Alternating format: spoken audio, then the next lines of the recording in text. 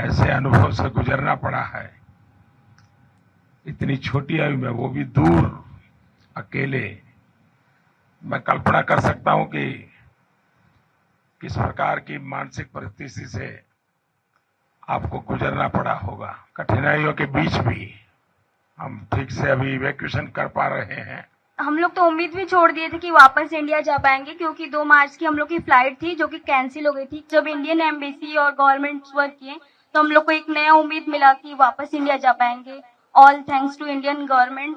I don't think कि without Indian government help हम India वापस सेफली आ पाते। हमारी इंडियन गवर्नमेंट ने बहुत अच्छी सुविधाएं दी, हमारे लिए फ्लाइट्स अवेलेबल थे, हमें एयरपोर्ट जाने का एकदम आराम से सुविधाएं मिली, खाने पीने कोई दिक्कत नहीं हुआ।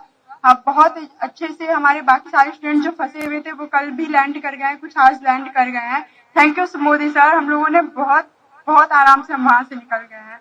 बॉर्डर क्रॉस करने के बाद इंडियन एम्बेसी ने हमें बहुत ही सुरक्षित तरीके से हमारे कंट्री में पहुंचाया। तो मैं हमारे प्रधानमंत्री नरेंद्र मोदी जी यानी कि आपका बहुत ही धन्यवाद कहना चाहूंगी कि आपने मुझे मेरे घर तक सुरक्षित पहुंचाया, और मुझे विश्वास है कि और भी जो बच्चे फंसे हैं आप उन्हें भी जल्द से जल्द उनके घर पहुंचा देंगे। सर 24 तारीख को जब अटैक हुआ तो हमें लगा था कि हम यहाँ से अपने देश वापस नहीं जा पाएंगे, और सर 2 रात हम ऐसे गुजारे जैसे लगा है कि हम मौत को कितने करीब से देख चुके हैं। बट सर मुझे गर्व है कि मैं भारत देश का वासी हूँ, और गर्व है मुझे यहाँ के सरकार पे, शराब पे। और सर सबसे ज्यादा गर्व मुझे महसूस होता है अपने तिरंगे पर। जब हम इवैक्यूएशन से आ रहे तो हमें ऐसी नोटिस मिली थी कि आप अपने बस के आगे और खिड़कियों पे तिरंगे को लगा दीजिए, ताकि जब रशियन आर्मी देखेगी तो आपके केवल तिरंगे से वो आपको टच भी नहीं करेगी। और इस तरह मेरे लिए बहुत बड़ी बात है कि मैं ऐसे महान देश में पैदा हुआ। उस ड्यूरेशन में हमारे पास कोई होप नहीं था।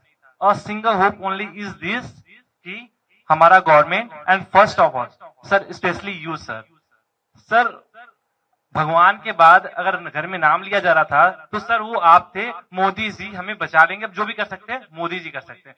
अब इससे बड़ा हम कुछ कह ही नहीं सकते सर। पेरेंट्स सब होप खो देते हैं सर, क्योंकि हमें बचाने के लिए हमारे पेरेंट्स कुछ भी कर सकते हैं, पर उस सिचुएशन में sir parents can't do anything, and that time they are all wishing from God and they are always, I have no word sir.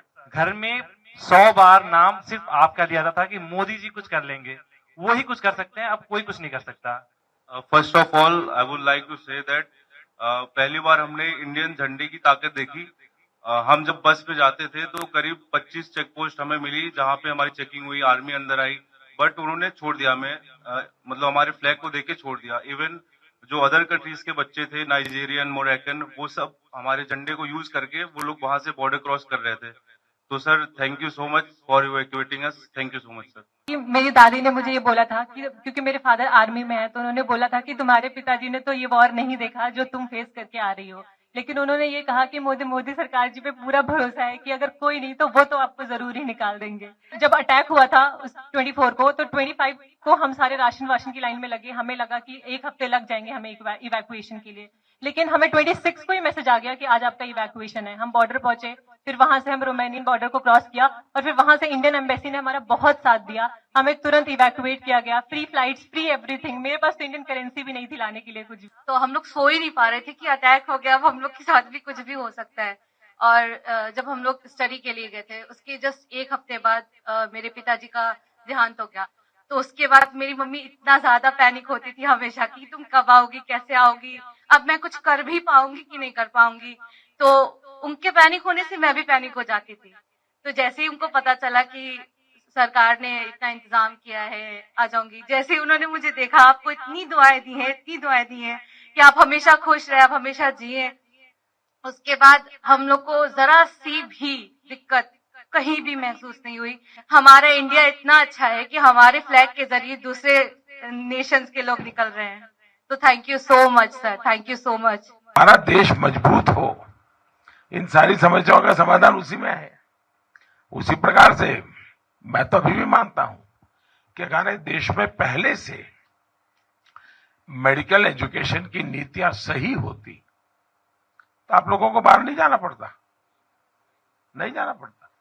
कौन माँ बाप चाहते कि इस छोटी उम्र में अकेले भेज दे? कोई माँ बाप नहीं चाहता। लेकिन हम लगे हैं देखिए, पहले करीब 300-400 के बीच में हमारे यहाँ मेडिकल कॉलेज थी। अब हम करीब 700 तक पहुंच गए हैं। हर जिले में मेडिकल कॉलेज कर रहे हैं। पहले हमारे देश में कोई 80-90 हजार के बीच में सीटें थी। अब पिछले 5 साल में हम इसको 1.5 लाख तक पहुंचा दिया है। यूपी में भी नए 2100 विद्यार्थियों के लिए सीटें बनाई हैं। यहाँ प्राइवेट मेडिकल कॉलेज भी करीब डबल हो रही है। और मेरी कोशिश है कि हर जिले में मेडिकल कॉलेज हो।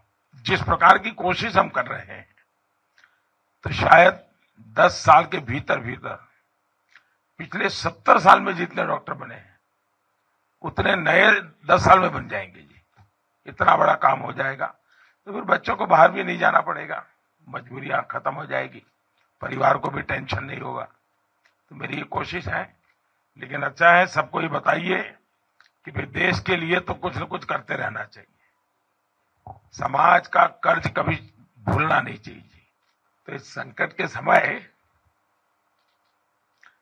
स्वाभाविक है, क्योंकि अगर कोई बच्चा गुस्सा भी करता है तो मैं मानता हूं ये स्वाभाविक है। भाई, इतनी मुसीबत से आया है और इतनी ठंड में इतना चलना, तो ये बहुत स्वाभाविक है। अगर किसी बच्चे को, उसके माँ बाप को भी अगर गुस्सा है, इवन मेरे लिए, तो भी मेरा मत है कि उसका एक गुस्सा जायज है।